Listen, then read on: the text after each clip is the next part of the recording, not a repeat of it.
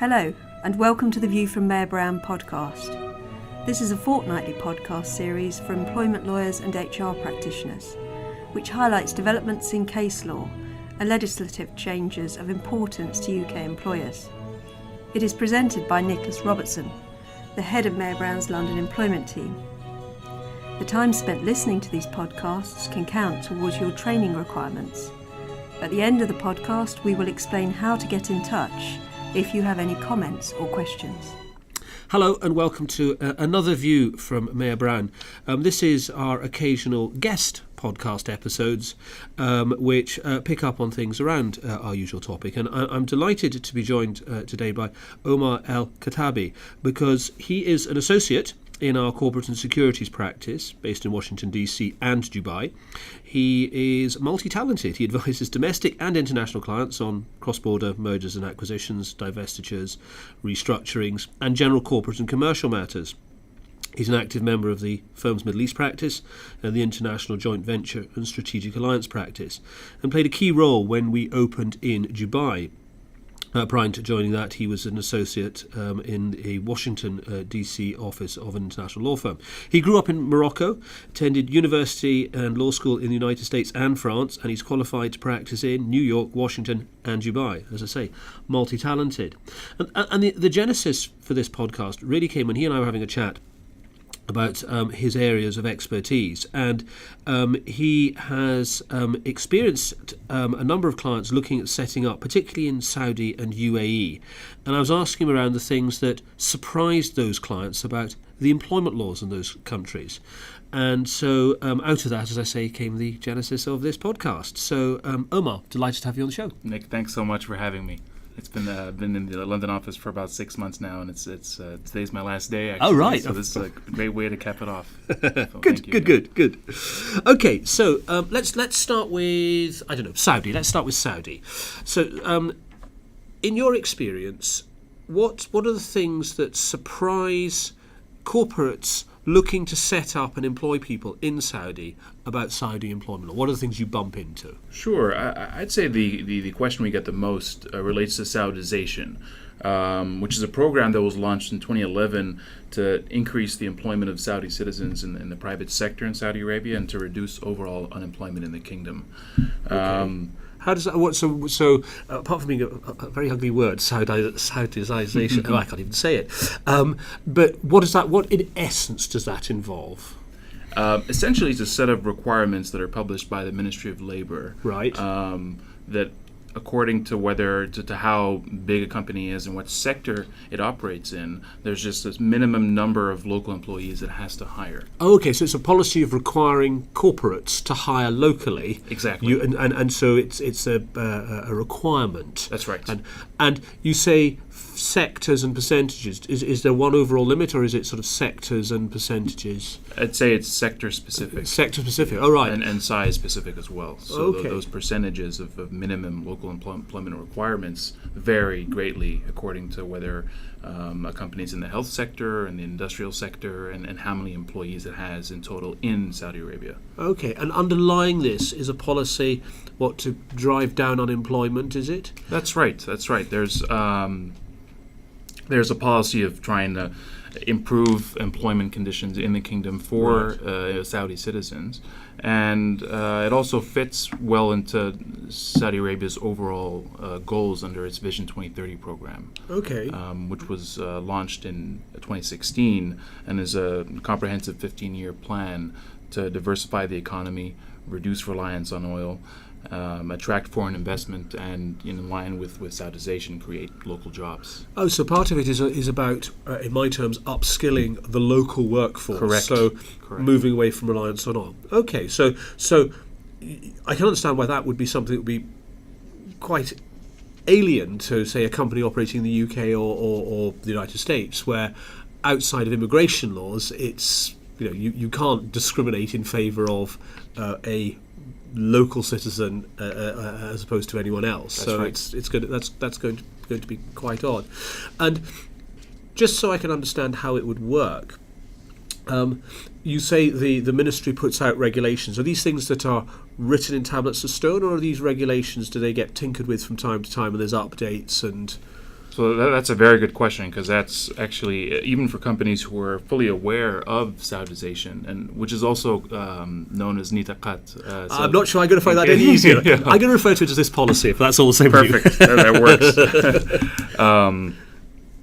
But even those companies that are fully aware and fully familiar Yes. with this program we encourage them and to be constantly informed and aware of any upcoming changes that might be published by the Ministry of Labor. Okay. Notably, in recent years, we've seen that they've tinkered with the ratios. So those interesting. percentages, those minimum percentages involved with relation to how many local employees are hired, actually change quite.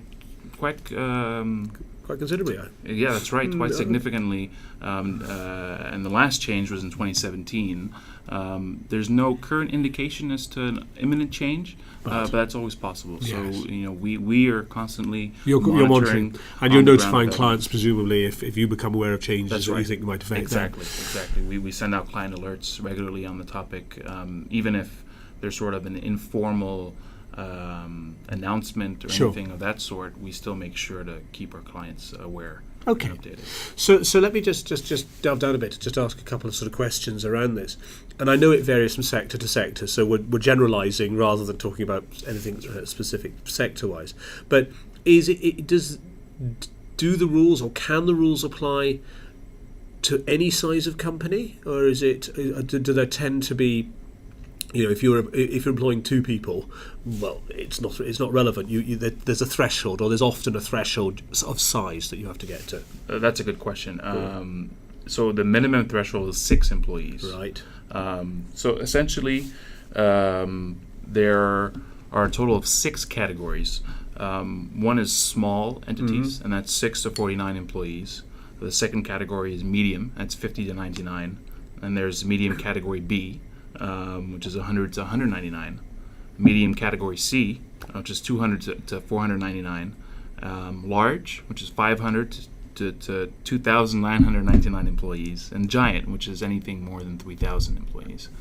Okay, so we have you're going through the sizes of potential operations, and does the policy say that the larger you are, the higher the percentage, or is it the smaller the percentage? How do the percentages work relative to the size? That's right. So for every category of business, no matter what size, there's a correspondent color-coded classification system. Okay. So there's a range of 6 color-coded tiers, with platinum being the most compliant. Right. High green, medium green, low green, yellow, and red. And red is generally considered to be non-compliant. Right. And most of these classifications come with special incentives, so it's more incentive-based than the punitive system. So, for example, for platinum classified companies, they're generally permitted to apply for new visas. They have expedited administrative procedures. Companies may modify the professional occupation that expats are initially designated, so there's a lot more flexibility that goes along with that. You can transfer sponsorship of expat workers. You might even be eligible for certain government subsidies. Right. And work permits may be renewed regardless of residency periods. Okay, right. So they're definitely incentivizing people to comply. What happens if you're a red company? Let's go to the other end of the spectrum. I imagine bad things happen to you as a red company. That's right. So if you're non-compliant, as in the red category, you're unable to apply for new visas. You're unable to apply to use work permits for new expat workers.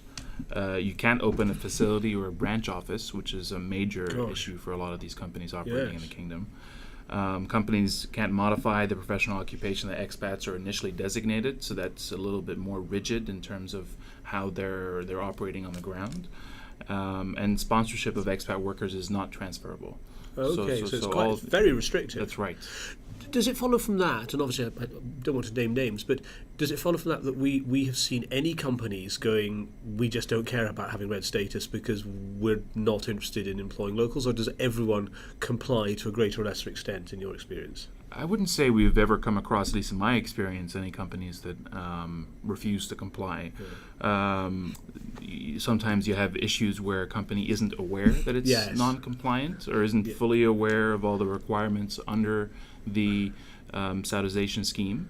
In which case, we help guide them and put them back on the straight and narrow. That's right, exactly. And is that something where actually take that back a step? How do the authorities get to know? Let's take that example of a company that inadvertently, they haven't lied or anything, but they don't know what their requirements are.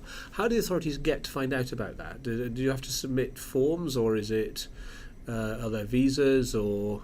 So the Ministry of Labour works in tandem with immigration authorities, with the investment authority known as SAGIA, right? And they essentially work in tandem to ensure compliance with the Saudization scheme. Fine.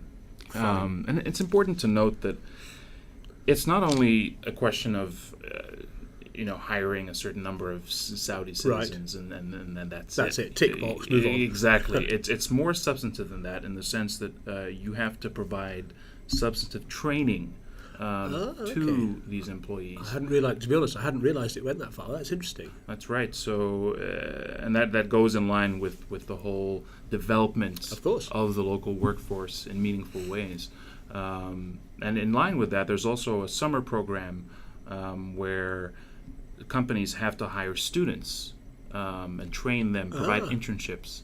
Again, these aren't just internships where you can just put someone in an office and forget that they're there. What, British internships? Yeah. You come work for me for nothing, and I may give you some good work. That's right. That's right. It's not a coffee running exercise. No. It's more of a sort of substantive experience where you have to provide actual training. Interesting. So actually, I suppose that leads me on to another question, and it may be an unfair question, in which case, say so.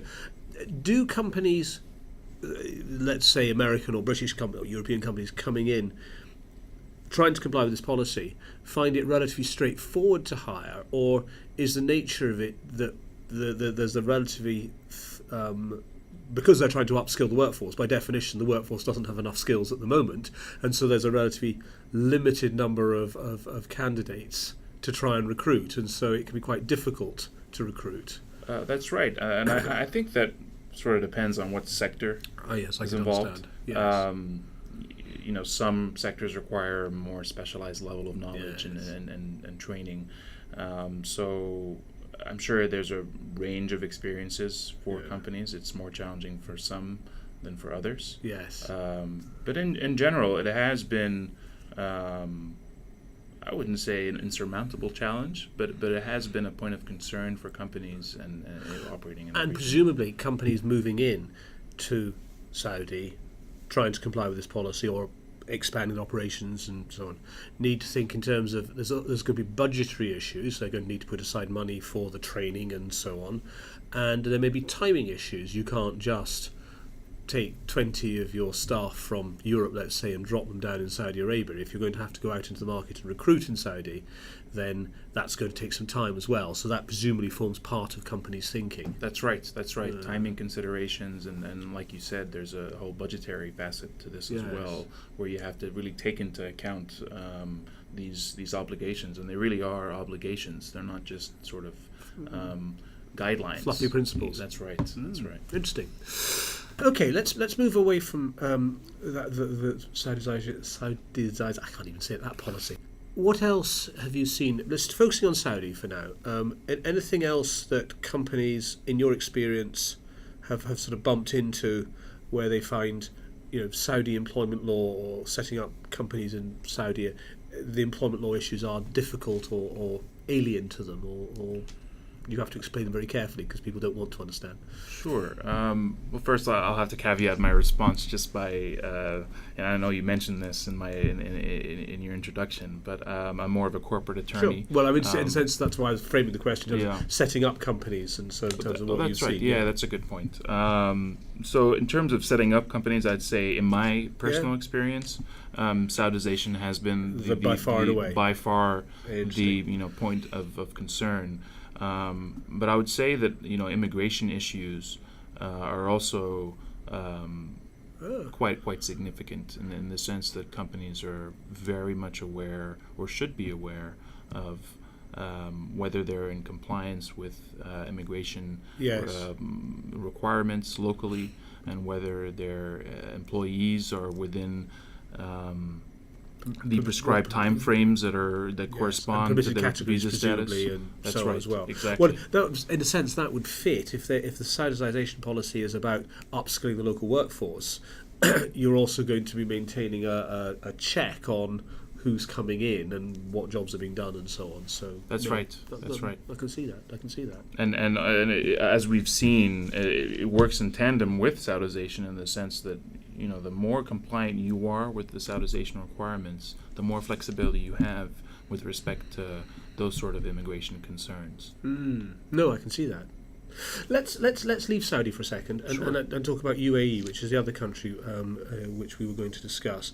And I'm delighted, I'm sure, to find that whatever policies they have, they don't have a policy that I can't pronounce. So I understand that the UAE has a similar but slightly different approach, or it has a similar approach, but the policy is at a different stage in its sort of genesis. That's right. So, first of all, what policy are we going to have? Do I get to refer to it by now? What's the... this is a challenge. Let's see if you can pronounce this one. It's Emiratization. Emiratization. That's Okay. pretty good. All right, we'll go with that. I'm still going to go with that policy. Their policy.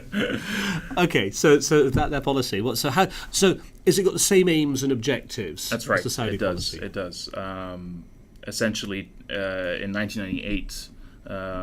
The UAE officially launched a national effort to establish these sort of minimum local requirements in certain parts of the private sector, and with the same goals of spurring local employment of Emirati citizens, and not only increasing employment levels, but also increasing substantive training. Skills and Yeah, the same right. upskilling So process. the same basic And policy is this objectives. part of a general view that the oil industry is not going to generate the same level of income forever and a day, and therefore need for diversification? Yeah, and I think we've seen that in the past 6 years, a regional sort of shift away from total dependence on oil, and a realization that the path forward involves developing a robust local employment force. Interesting.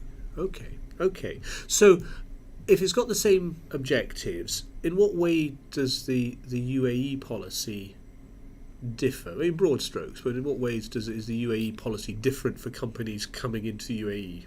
I would say it's taking longer, and it's taking longer still, to take shape in the sense that we don't yet have a set of prescribed ratios for every sector and for different sizes. So it's still, I would say, somewhat abstract, Yes. and still a work in progress. And it was, although the program was formally announced in 1998 as a policy objective, it wasn't until 2017, so last year, where it was rebranded as the National Program for Emiratization, and entrusted to the Ministry of Human Resources and Emiratization as its primary policy objective. Okay. So, are we expecting things to evolve in the near future as my terms, filling in the gaps or imposing additional structures? Is that the expectation? That's right. So in the past year, we've seen several announcements that indicate that that's the case. For example, in 2017, the Ministry of Human Resources and Emiratization announced the introduction of a Partners Club categorization system, whereby companies achieve silver, gold, and platinum status depending on their levels of local hiring, training, and management of incentives for local employees. So sort of similar to Saudi in that sense, and it's a color-coded system, although we're still waiting for further details as to who this applies to, what sector it's applicable to. So there's still some gaps that we're waiting to be filled. So companies it's the sort of thing that companies really need to keep an eye on the developments in the UAE, because it's likely that there are going to be other changes coming through, or more information. That's correct. Exactly what's expected of them. So, in my terms, is it sort of there's an understanding that companies should be doing this, but the precise ambits of that policy are not yet clear. But it would be an unwise company that came in and just went, well, nothing's absolutely not nailed down, so we're just going to ignore it. I'd say that's inadvisable, and that companies usually look ahead and have a strategic sort of vision as to how they want to develop their presence in the region, and just given the pattern that we're seeing in the GCC, the Gulf Cooperation Yes. Council States region, there's a trend towards local hiring requirements. Yep. And it's only a matter of time before this formalizes into a more clear system that resembles that Yes. system in Saudi Arabia. So Saudi Arabia is very much a sort of trailblazer, or that's right. In terms of local hiring schemes, that's correct. And we recommend that companies start to consider setting up internal corporate policies and hiring practices that fall in line with this requirement to spur local training and the hiring of local Emirati citizens. get ahead of the wave. In other Exactly, words. because it's always the best move. I agree. Yeah, I stay agree. ahead of I the agree. curve. And presumably, likewise, immigration requirements in UAE are also partly designed to, help protect local jobs as well. That's So right. the same way with That's right. Saudi Arabia. Fascinating. Is there anything else in terms of what you've seen with companies setting up in UAE in terms of employment law issues that bump up, or is it again like Saudi? It's very much that's the one that people bump into and they go, how does this work? What's this all about? Well, I would say that Emiratization, definitely, we've been getting a lot of questions recently, Yes. on this topic, just because in light of the government's recent announcements and sort of rebranding of the whole program itself. But another topic that we get several questions on is the end of service. Oh, right. Okay. Tell us about that. How does the end of service arrangements work? Are they is it payments of money, or is it notice periods? What are the general? What's the outlines of the scheme? So essentially, the UAE labor law prescribes an end of service compensation for any termination of an employee. Right. And generally, the standard accrual is 21 days for each year of service. Okay. Up to 5 years. Right. So a lot of times companies, especially ones in the United States, aren't totally familiar with these sort of arrangements, and are surprised to find Yes. out that after either firing an employee or having an employee resign, they still owe end of service compensation. Now, in the context of resignation, that end of service compensation is reduced. Okay. But they still get something. some compensation. That's right. Oh, that's interesting. Okay. So of course in the UK, of course, what we have is redundancy, where in certain limited circumstances, on top of the notice pay, an individual will have the right to some additional money. But that's very specific. Your job is being abolished. You're being made redundant in general terms. But this is much wider. So if I thought that I had an employee in the UAE and they're not doing a great job, but I let them go, and I'd have to pay a severance payment. That's right. And additionally, in some cases, an employee might be able to sue the company for arbitrary termination. So that there are some termination rights. Yeah, there are some. I wouldn't say they're terribly expansive. Yes. We're not talking European levels of protection here, are we? Yeah, that's right. But it's more likely to be the case if an employee submits a complaint to the authorities or institutes legal proceedings that are found out to be true, then the company might owe damages to that employee. Understand. Okay, fascinating. Well, listen, that has been really, really interesting, and were it not for the fact I can't pronounce either policy, I would. I'd have a go at it. But no, seriously, I think it's really interesting because one of the pleasures about the jobs that we do, we see matters internationally, and we see countries grappling with similar issues and sometimes reaching very different solutions. So, within the European Union, it's about freedom of movement, and people can follow jobs in an unrestricted fashion. Different economy, different solutions, That's right. etc. The Saudi Arabia and UAE take a different approach. But that's been really, really helpful. And clearly the message that comes out of that is that anyone that's operating in that area, well, of course they should be getting in touch with you, but they should be making sure they stay on top of what the requirements are, because definitely Saudi Arabia and to an extent UAE, there are penalties and there are difficulties created if you're not on top of your game. And I'd be remiss not to mention that we work in very closely with our mobility team in DC and across the United States. You'll have Liz Stern to answer for if you don't mention them. Exactly. Liz has been on the podcast, so yes, people listening will have heard her. We're very fortunate to have her wisdom help guide us through. Indeed, yes, so say all of us. So listen, we always tend to end with a personal question, and I always refer to it as the books, music, or film round. And I think you've indicated that you're going to go with a book. That's right. A book recommendation. That's right. So, favourite book and why? That's a tough question because I'm a big reader, so I do enjoy reading. But I would say if I had to pick one, it's more for sentimental reasons. It would be The Prophet by Khalil Gibran. Okay. So I haven't read it, so I know you're going to have to be gentle with me. I know nothing about this. So it's written by a Lebanese poet. Right.